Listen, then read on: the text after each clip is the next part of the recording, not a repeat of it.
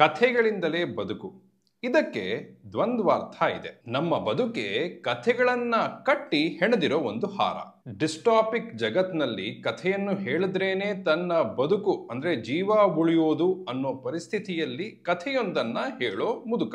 ಮೂರನೇ ಅರ್ಥವನ್ನು ಕೂಡ ಕೊಡಬಹುದು.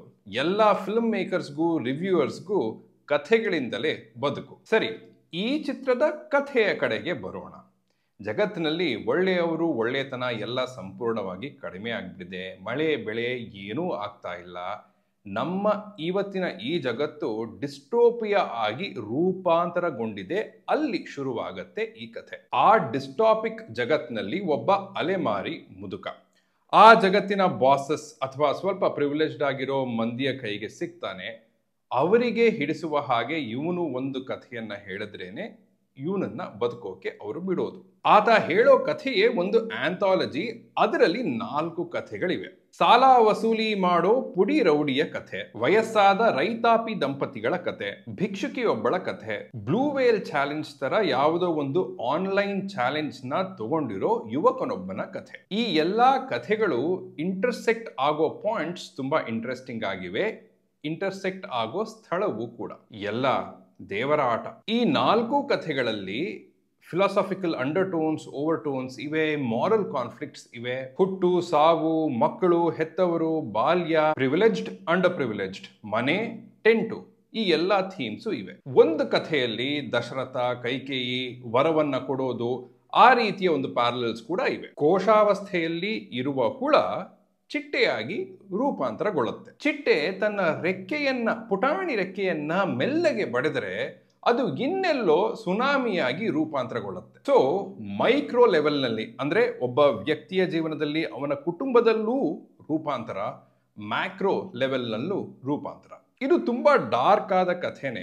ಆದರೆ ಅದನ್ನ ಮೇನ್ ಸ್ಟ್ರೀಮ್ ಅಲ್ಲಿ ಪ್ಯಾಲೆಟಬಲ್ ಆಗಿ ಮಾಡಿರೋದು ಬ್ರೈಟ್ ಆದ ಎನರ್ಜಿಯನ್ನ ಹೊಂದಿರೋ ಪ್ರವೀಣ್ ಶ್ರೀಯನ್ ಅವರ ವಿಷುವಲ್ ಟ್ರೀಟ್ಮೆಂಟ್ ಹಾಗೂ ಮಿಥುನ್ ಮುಕುಂದನ್ ಅವರ ಬ್ಯಾಕ್ಗ್ರೌಂಡ್ ಸ್ಕೋರ್. ಮೇನ್ ಸ್ಟ್ರೀಮ್ ಪ್ಯಾಲೆಟಬಲ್ ಅಂತ ನಾನು ಯಾವ್ದನ್ನ ಹೇಳ್ತಾ ಇದ್ದೀನಿ ಅಂದ್ರೆ, ಬ್ಯಾಕ್ಗ್ರೌಂಡ್ ಸ್ಕೋರ್ ನಲ್ಲಿ ಒಂದು ಡೆಲಿಬ್ರೇಟ್ ಗ್ರ್ಯಾಂಡಿಯರ್ ಅಲ್ಲಲ್ಲಿ ಇತ್ತು, ಅದರಿಂದ ಹೆಲ್ಪ್ ಆಯ್ತು.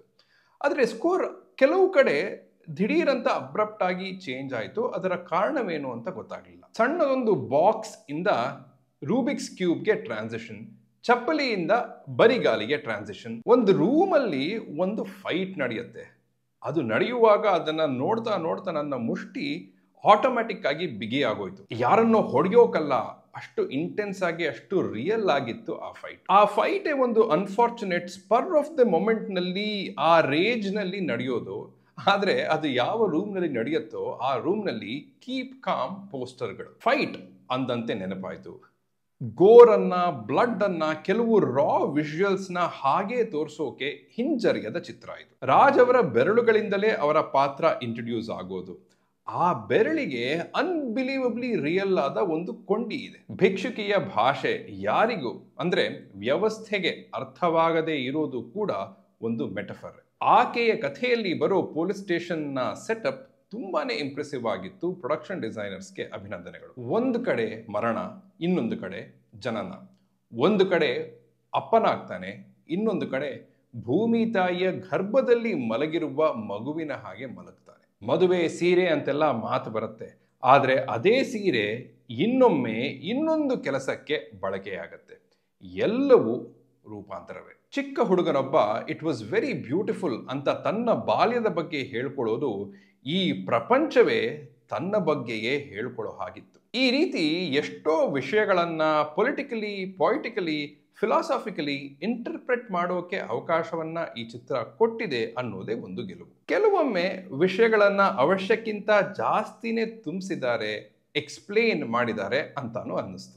ಆ ಡಿಸ್ಟೋಪಿಕ್ ಜಗತ್ನಲ್ಲಿ ಓಕೆ ಬಾಸ್ ರೀತಿಯ ಡೈಲಾಗ್ಸ್ ಅನ್ನ ಡೆಲಿಬ್ರೇಟ್ ಆಗಿ ಬರೆದಿರೋದು ಅಂತ ಗೊತ್ತಾದ್ರೂ ಸ್ವಲ್ಪ ಆಡ್ ಆಗಿ ಫೀಲ್ ಆಗ್ತಿತ್ತು. ಆದ್ರೆ ಆ ಭಾಗದಲ್ಲಿ ಬಳಸಿರೋ CG ಕೆಲಸ ನನಗಂತೂ ತುಂಬಾನೇ ಇಷ್ಟವಾಯ್ತು.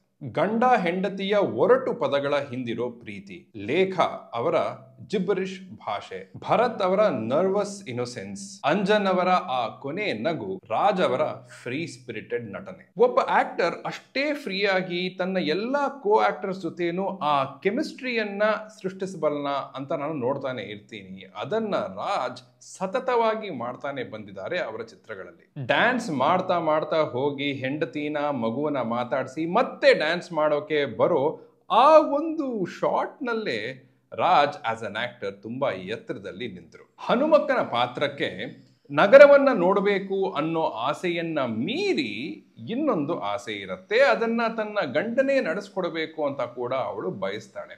ಬರವಣಿಗೆಯ ನಿಟ್ಟಿನಲ್ಲಿ ಅದರ ಉದ್ದೇಶವೇನಾಗಿರಬಹುದು ಅಂತ ನಾನು ಯೋಚನೆ ಮಾಡ್ತಾ ಇದ್ದೀನಿ. ರಾಜ್ ಒಬ್ಬ ವ್ಯಕ್ತಿಯನ್ನ ಜೋ ಜೋ ಅಂತ ಹೇಳಿ ಮಲಗಿಸ್ತಾರೆ.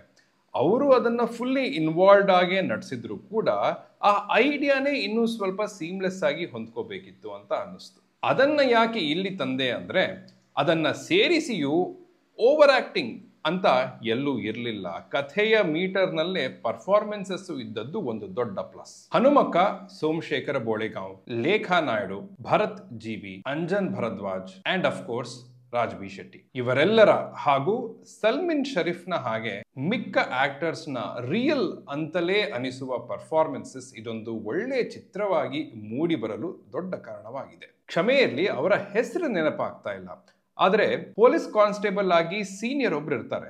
ಅವರ ನಟನೆಯು ಆ ಎಂಟೈರ್ ಪೊಲೀಸ್ ಸೆಟಪ್ ನ ಬಿಲೀವಬಿಲಿಟಿಯನ್ನ ಹೆಚ್ಚಿಸುವ ರೀತಿಯಲ್ಲಿತ್ತು. ಒಟ್ನಲ್ಲಿ ರೈಟರ್ ಡೈರೆಕ್ಟರ್ ಮಿಥಿಲೇಶ್ ಯಡವಲತ್ ಡಿಸ್ಟೋಪಿಯಾನಲ್ಲೂ ಹೋಪ್ ಅನ್ನ ಕೊಡೋ ಪ್ರಯತ್ನವನ್ನ ಮಾಡಿದ್ದಾರೆ.